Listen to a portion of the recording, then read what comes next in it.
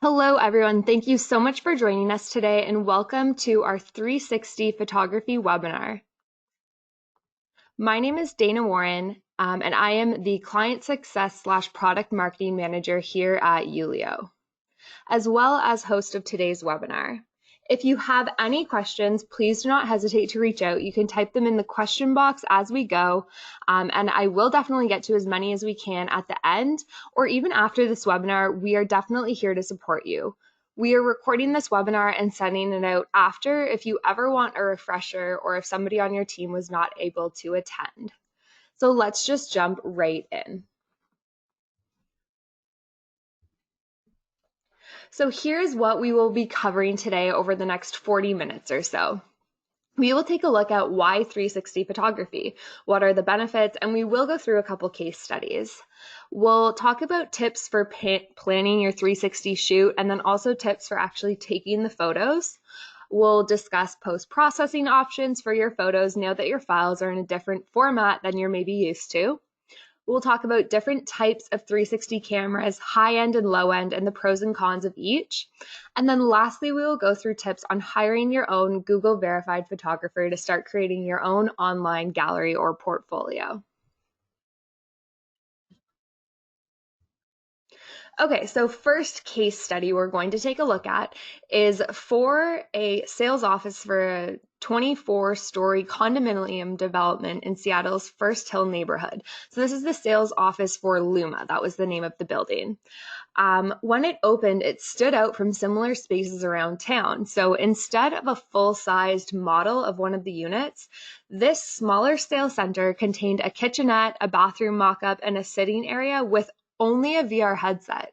Construction on the project had barely broken ground at that point, but prospective buyers could still tour units in virtual reality by peering out windows to envision the view because the builder had actually used drones to capture accurate floor-by-floor perspectives. So it was a really personalized buying experience. The next case study we're going to look at is travel and tourism. So this area quite literally falls into that idea that VR can transport you to something that exists, but is impractical to get to, or because of everything going on right now, you literally can't get to it.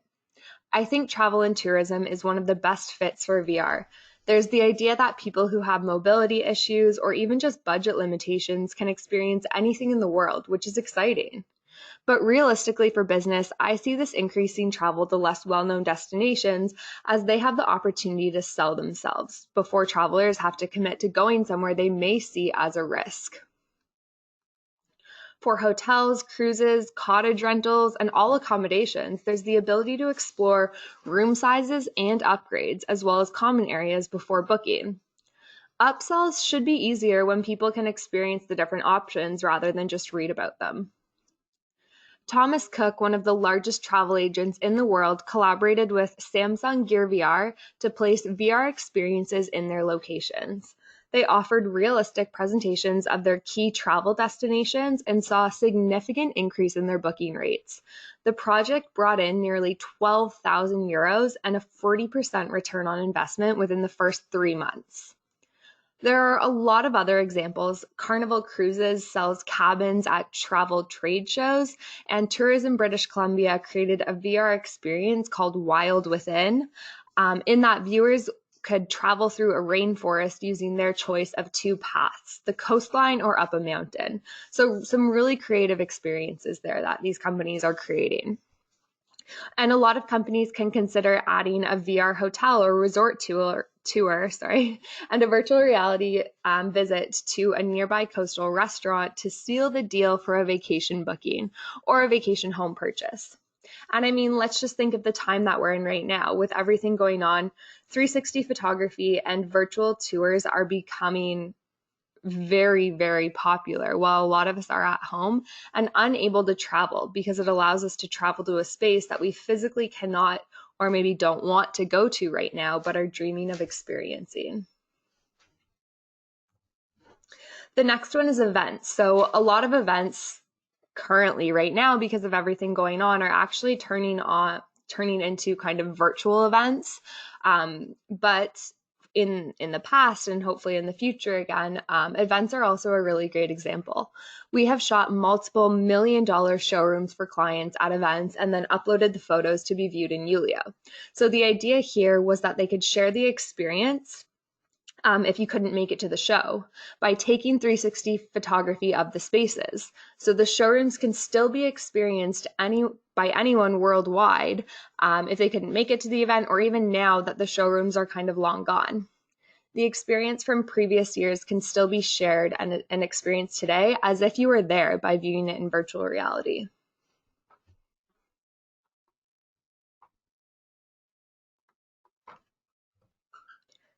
And then let's just be realistic for a minute. COVID-19 is going to change many things for a lot of people. It's going to change the way we work or where we work. It's having a massive impact on the travel industry. It's going to change the way we go to the store or the grocery store, not just right now, but probably for a while to follow. We may all be hesitant to have face-to-face meetings for a while or visit showrooms even. It's no secret that 360 photography has boomed through all of this. A lot of 360 cameras are on back order or even sold out. There has been a huge shift in focus from physical visits or tours of showrooms to virtual ones, whether that is through 360 photography or renders, and we have seen a huge shift with our clients as well. I was getting so many questions about virtual tours and 360 cameras, which is part of the reason we thought it was a great time to have this webinar and provide you with some information on 360 photography in general, but also tips and tricks for shooting 360 photos. 360 photography provides a lot of opportunity right now. In our case, it is the ability for your clients to still experience your products or your showrooms while being at home or in isolation. So let's move on to how you can actually do that today. Just quickly before we do, the three main areas that we really see 360 photography being used, definitely now for virtual tours, but also for before and after shots. It's really, really common and also such a broad category. For a before and after, you could combine a CAD model pre-construction with photos of the finished space post-construction to show the rendering versus the actual space. You could show before and after of a remodel, the space configured differently, or even progress shots along the way to a space kind of becoming finished. There really are a lot of options, so you can get really creative with this. We also see a lot of clients using 360 photography to create a portfolio and highlighting existing spaces. And then lastly, for configurations, to show different options of how a space could be used.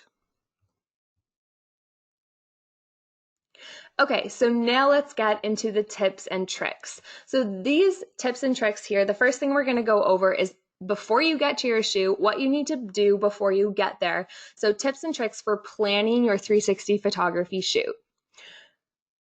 Some of these might seem obvious, but I do just want to go over all of them because I have learned from personal experience shooting many showrooms of all different sizes. It's good to have this reminder, as you may think charging the battery is pretty straightforward, but I can't say this enough. Charge the battery. Bring the charger with you to the shoot, regardless of the size of your space. You just never know what's going to happen with that 360 camera. So bring the charger, charge it ahead of time. If you have backup batteries, definitely bring those as well. Some of the kind of the larger, more expensive cameras, a lot of them will have batteries that are detachable. Is that the word? So you can pop them in and out of the camera, so you can have multiple if you're on a shoot. The smaller 360 cameras, though, that will just be kind of a cable that you use to charge it, but definitely bring that cable with you. The length of the battery time, like the length that the battery will last, it really depends on kind of the size of the space that you're shooting. I have shot anything from one small room to massive showrooms or warehouses, so it really does depend on those, on kind of the size and the camera that you're using. But again, backup batteries or the charging cable will be your best friend. Just plug it in for 15 minutes and then you'll be ready to go again. Next up, download the camera app ahead of time. Almost every single 360 camera that I have used has a camera app associated with it that you download on your device.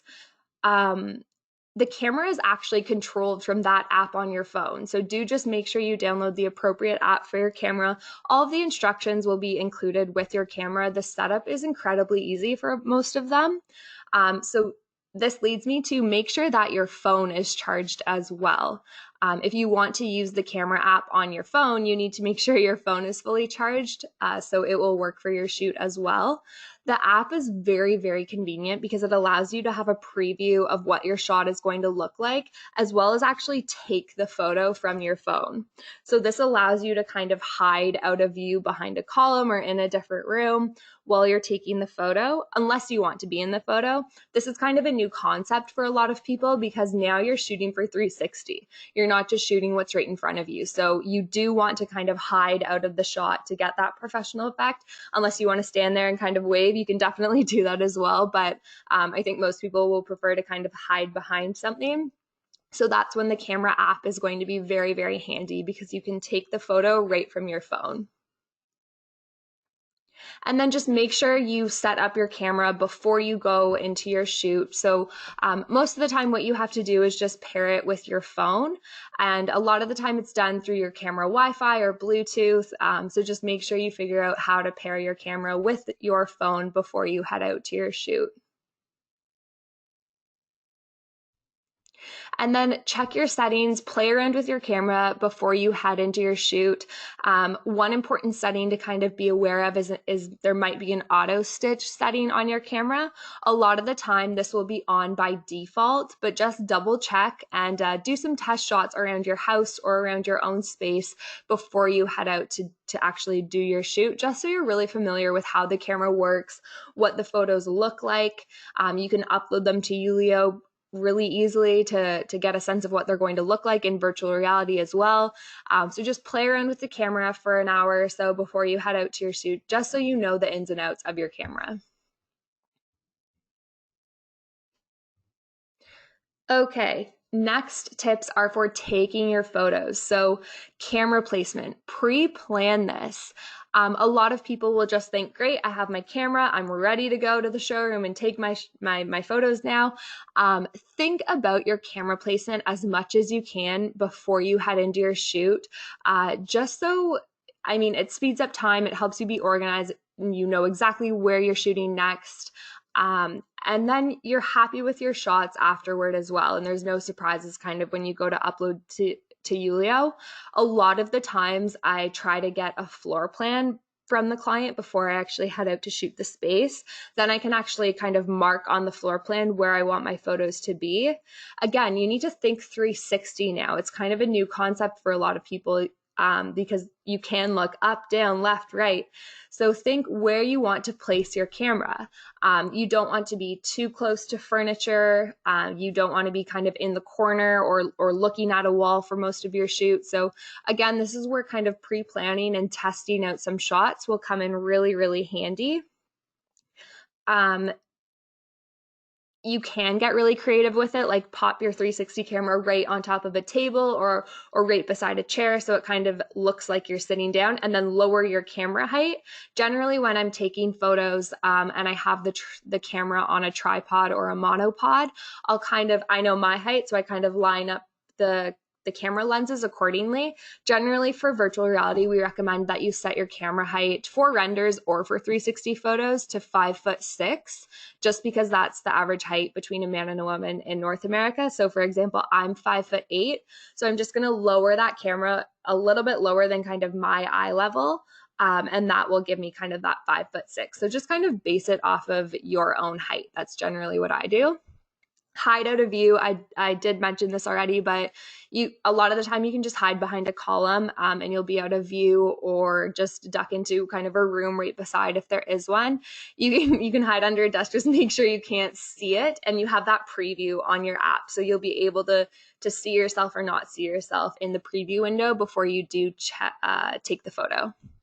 And then the last tip here, level your tripod. So this is not an obvious one, but I definitely recommend that you do this. If your tripod or monopod has a level, that's awesome. Use it. If it doesn't, you can purchase at Home Depot a level for your tripod. I definitely recommend that you do this. It's like a two-way level. And then you can just attach it to your tripod. Your photos will become extremely disorienting if they're not level when viewing them in browser mode as well as in virtual reality. What you can also do if you do not have access to a level is just utilize that preview window on your phone before you take the photo and check that your view is level and nothing is on an angle.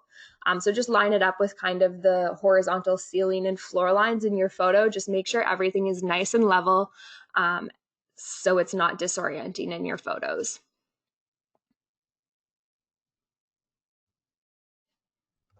Okay, let's dive into camera placement a little bit more. So when planning your 360 shoot, again, like I said, getting access to a floor plan ahead of time is so beneficial. This floor plan is a real floor plan of a showroom that I shot at NeoCon. I was able to get the floor plan ahead of time and plan out my shoot, and it was extremely useful and beneficial in this type of environment. The showroom was massive. So being able to kind of mark where my shots were going to be and work with the client ahead of time to find out where they wanted the photos, that was very, very helpful and very beneficial.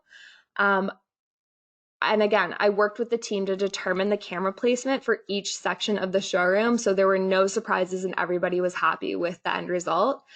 It's a great idea to familiarize yourself with the space before. So if you can go and visit it, or again, floor plan, a great way to do it.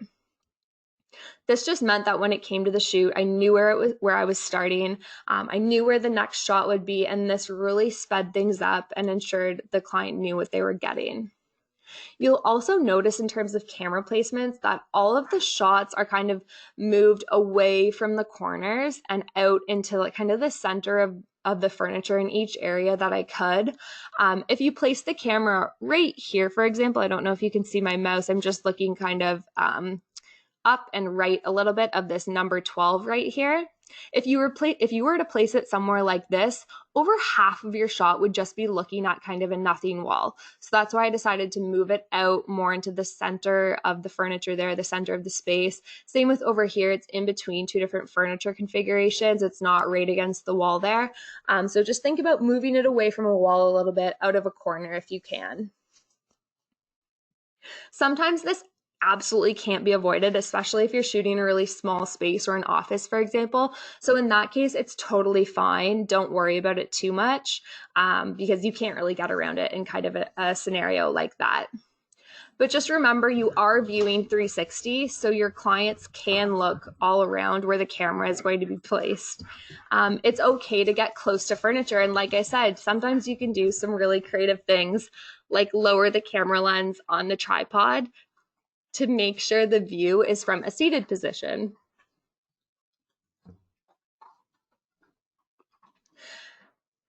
And when taking your photos, you also want to think about when you upload to virtual reality where you want to go next. And will I be able to navigate there for my current shot? So you'll see in this floor plan, we kind of go in a circular path around the space. So we started at the bottom of the screen there at number 1, and then we kind of go counterclockwise to journey around the showroom. This is what this client preferred, but you're going to get something different from every client, or even just your own personal preference. Sometimes clients will prefer that the numbering of the kind of the transition or path through the floor plan is just numbered 1 to 10, for example, from left to right, like you're reading a book. But this client wanted to kind of create a journey from the front and then around the space. So again, it's going to vary client to client, so just work with them or your own team. If you're shooting your own showroom, work with your team to determine what everyone wants. Let's just open up this project really quickly and take a look at a couple of the shots. So this is the floor plan that we were just looking at there. We're over here in the top left-hand corner. And you can see here it just moved out away from the walls, kind of in the center of a couple different configurations. This area right here was kind of unavoidable, but it's got a cool texture, so I figured it was okay to kind of go next to it. It's interesting. We'll take a look at a couple different views right here. The floor plan is also super useful after the fact when you're viewing in Yulio, just so your viewers can orient themselves in this space as well.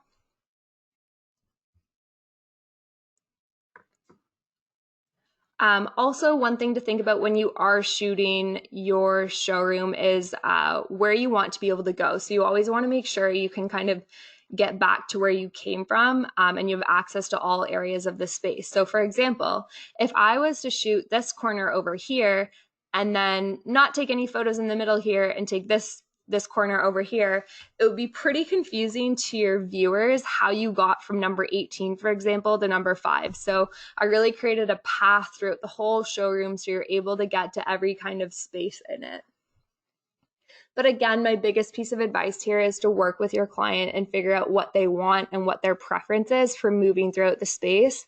It's okay to do this post shoot, so don't worry. Like I knew ahead of time what I was going into, so I did shoot my photos like this. But if you did it completely completely opposite and backwards, that is totally fine too. You can organize the photos however you like within Yulio, so you're never stuck. So you don't have to worry about that too much. Okay.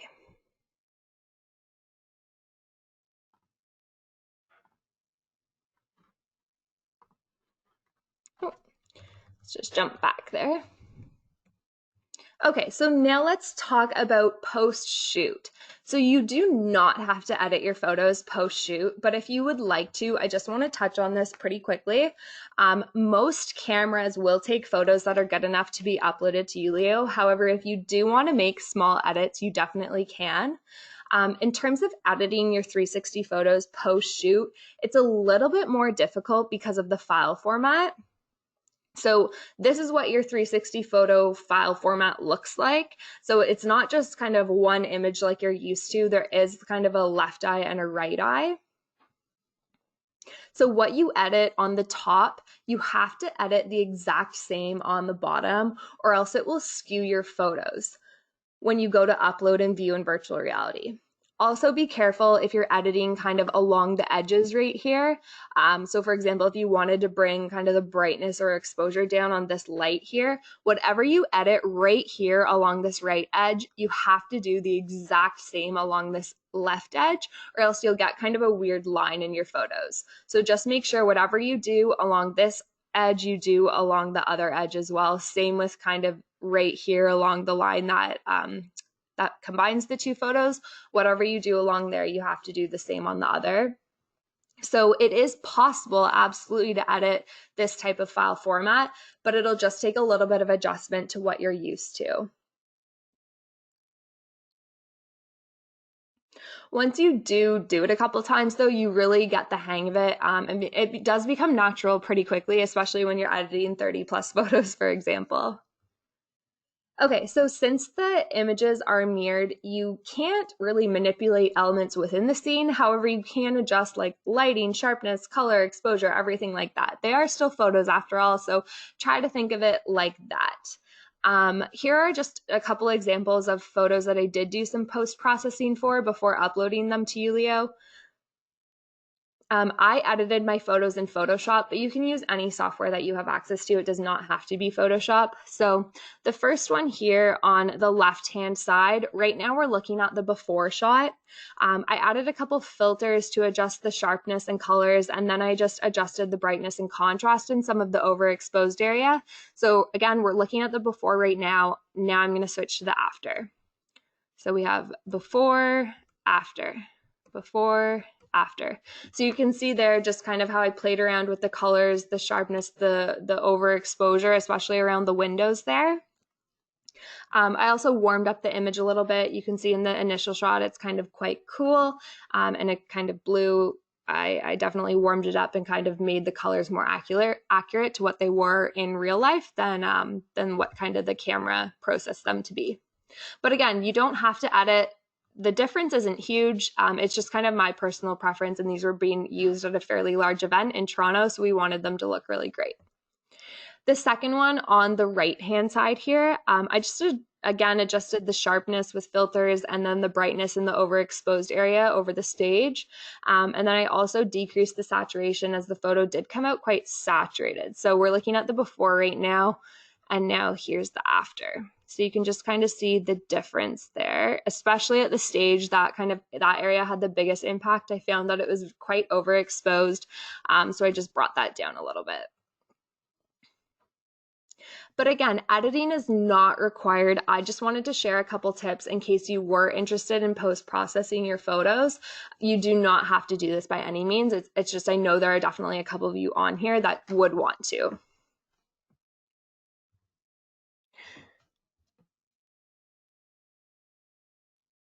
Okay, let's talk really quickly about the different types of cameras. So here we're looking at kind of two different camera options. So the high end versus the low end. Your high end camera, that camera is going to be quite expensive. So probably around $4,000 versus your lower end camera is probably going to cost you somewhere around $500. There's a huge variety of cameras out there. I'll go through a couple examples of types of cameras that we have used and what we recommend, but this is kind of the differences in quality. It doesn't look like too much right here, but when you're viewing it in VR, there is quite a difference. If we bring it up close, you can kind of see how the image is quite grainy. It's really overexposed at the windows there. Sometimes along like the stitching lines, it is kind of distorted for the lower end cameras, but it really just kind of depends on the type of camera that you're using. The overexposure, some of that could be fixed in post-processing, but I know a lot of you won't want to do post-processing as well. You just kind of want to shoot, be able to upload in Yulio and go. There's so many pros and cons to each type of camera, so let's just jump into that right now. Okay, so the Insta360 One X. This camera here is about $300 US. That is the price that we get it for. It's super slick and portable. It can fit in any pocket or bag. It has a small, soft carrying case. So do just be careful kind of to protect the lenses when you're traveling, but you could take this camera with you anywhere. It's great for on the go, installs, before and after shots. This camera should definitely be your go-to for instances like that. Just note, this type of camera won't give you those really professional looking gallery shots that you might want to use for your online portfolio, but it does produce a good quality photo, especially considering the price. If you're looking for those professional high quality photos, you're going to want to use a different caliber of camera, which we'll talk about on the next slide. But again, for this camera, that's a couple $100. The professional one, you're looking at a couple $1,000s. So it just really depends on kind of your expectations and what you're looking for. This camera here, the Insta360 One X, has two 200-degree ultra-wide fisheye lenses. It auto-stitches your photos for you and is super easy to get photos from your camera to your phone or computer and then into Yulio. There's a small learning curve. Once you get the camera set up and paired to your phone, you're basically good to go and shoot your space. There isn't a lot more to it. Really anyone on your team could use it and take it out to site visits or installs to show the progress of the space. Everyone loves a good before and after shot, I find. And the battery life for this camera is actually really good as well. But I do, like I said, always recommend to bring that charging cord just in case. But you should be able to get through your shoot in a single charge. We recommend with this camera also that you purchase a monopod. So a monopod is the same idea as your standard camera, but only has, as your standard camera tripod, but only has one leg. So this is actually really great for stitching because it doesn't interrupt your photos as much. So just keep in mind with the lower, smaller 360 cameras, you're definitely going to want to purchase a monopod. Okay, the next high-end type of camera that we'll look at is the Insta360 Pro. So this is just one type of camera that professional photographers are going to use. Just note it may or may not be this one specifically. There are a lot out there. This is just the one that we have come to know and use. There are a lot of other really great options out there though, but for a camera of this caliber, like I said, you're looking at a couple $1,000s. So this spherical frame has 6 200-degree lenses. around the body versus the other camera, the Insta360 One X from the last slide, has two 200-degree cameras. So 6 200-degree versus two 200-degree camera lenses. The benefit here is that this is the type of camera that is going to give you those professional, high quality, stunning images you want to use in an online gallery or to showcase your space. Just note, if you go down the route of looking to purchase a camera like this, you definitely need to have someone on your team who will be dedicated to learning the photography basics and the camera itself, just because it is quite complicated. Or if you have someone on your team who already knows a lot about photography, use them as a resource. Keep in mind too, this camera is quite large and bulky. It comes with a huge carrying case, so it's not great for on the go. If you're looking to invest, you'll also want a really good tripod for this camera, one with a level. It's too heavy for a monopod like we were discussing for the last camera. So also just consider costs there. A lot of time tripods are a lot more expensive than monopods. What I would recommend is that if you don't have the time to commit to learning a new technology like this, and that is totally understandable, most of our clients will actually hire a professional 360 photographer in their area to shoot their space. So let's move on and talk about tips for hiring a photographer.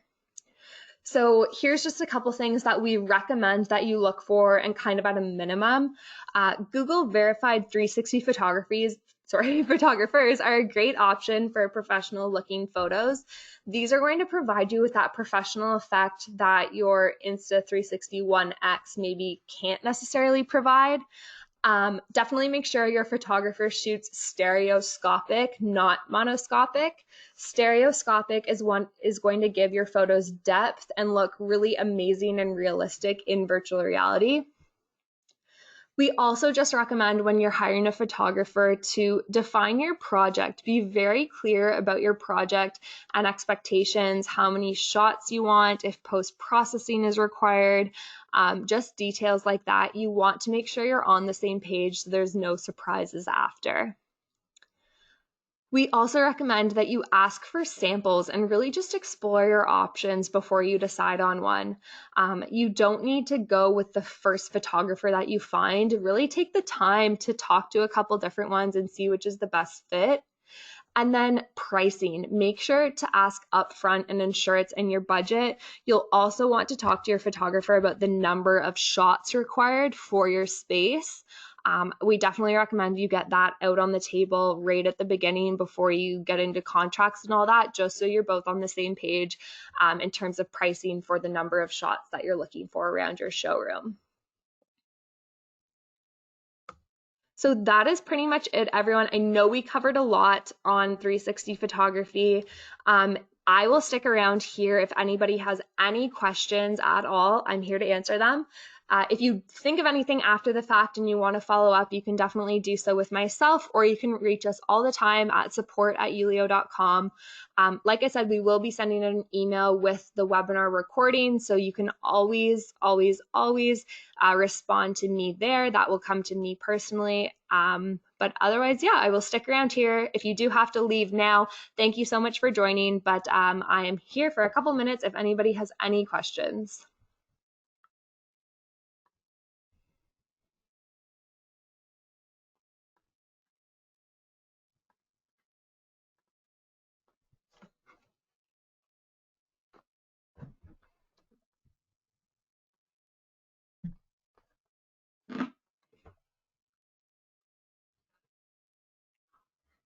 Okay, we have a question here. Can you use the GoPro Max 360 in Yulio?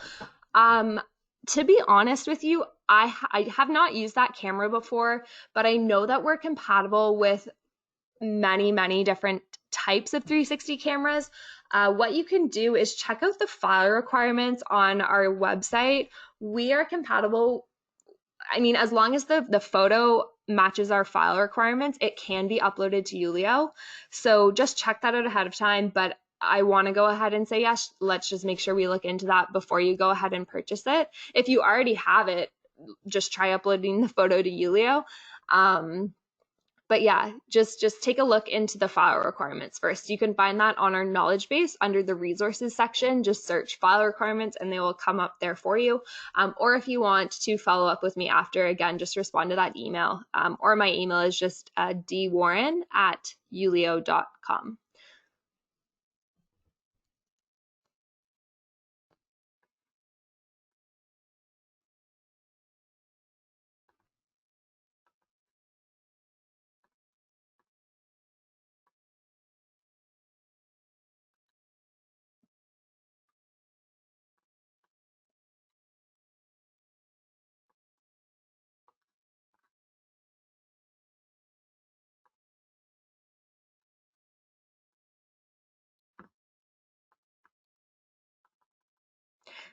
Again, I'm just going to hang out here for a few more minutes if anyone has any questions.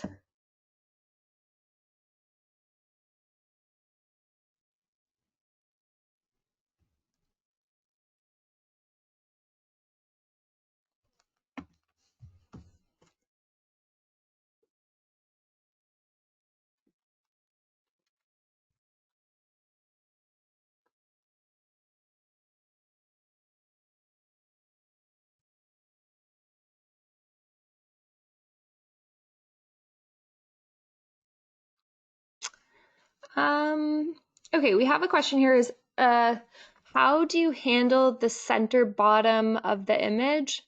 I saw some raw images where it was not perfect. Are you able to just kind of, able to expand on that a little bit more? I'm just not quite sure what you mean by the center bottom of the image not being perfect. Just type in another question there. Maybe if you can expand on that, I can help you out. Can you show more of the showroom 360 views? Yeah, absolutely. And if you ever want to take a look at that showroom that I showed today, it's actually on our website as well. So if you just go to yulio.com, and if you go to our VR showcase, the showcase is actually up on here. So if we just scroll down a little bit, right here under 360 photography. So this one right here, the Work Cafe, is the one that we were looking at today. So if you want to check it out for yourself, you can look at every single view. There's also a couple more 360 photography examples here as well. So if you want to take a look at a couple more.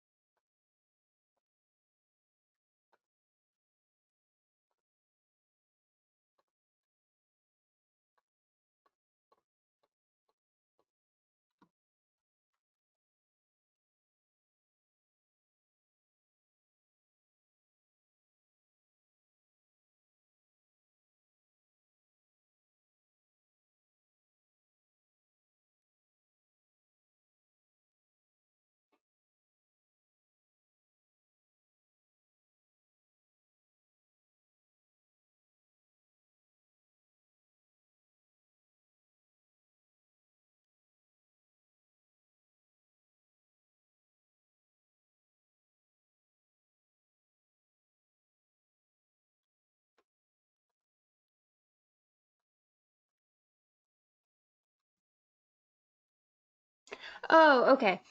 So we have some clarification on that question earlier. So how do you handle the center bottom of the image? So what they're talking about is sometimes, yeah, this is great. When you take the photo, sometimes you see kind of the tripod. If you look straight down in virtual reality or in browser mode, you see the spot where the camera was placed. So it is either really blurry or the actual tripod itself is there but looks a little bit skewed.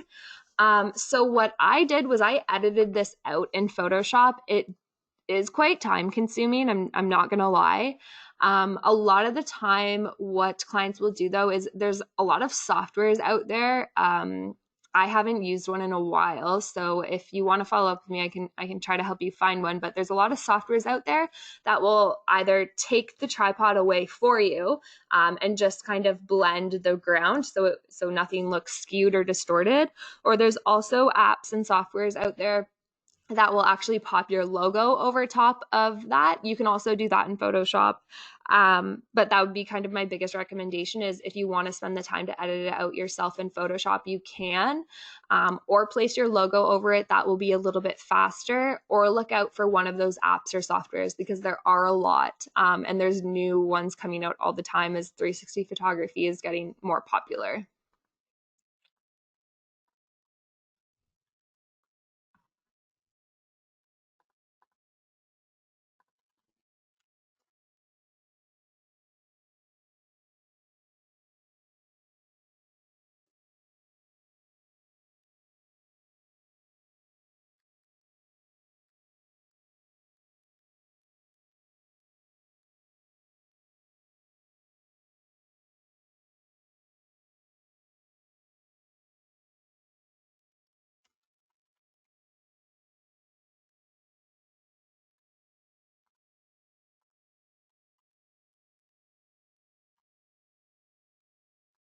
All right, everyone. I'm going to go ahead and sign off. Like I said, if you did not get a chance to ask your question or if you have additional follow up questions, feel free to email me. You can just respond to the email that will be going out with the webinar recording, or you can email me at dwarren@yulio.com, and I would be happy to answer any of your questions there. Thank you so much for joining us today, and we will see you next time.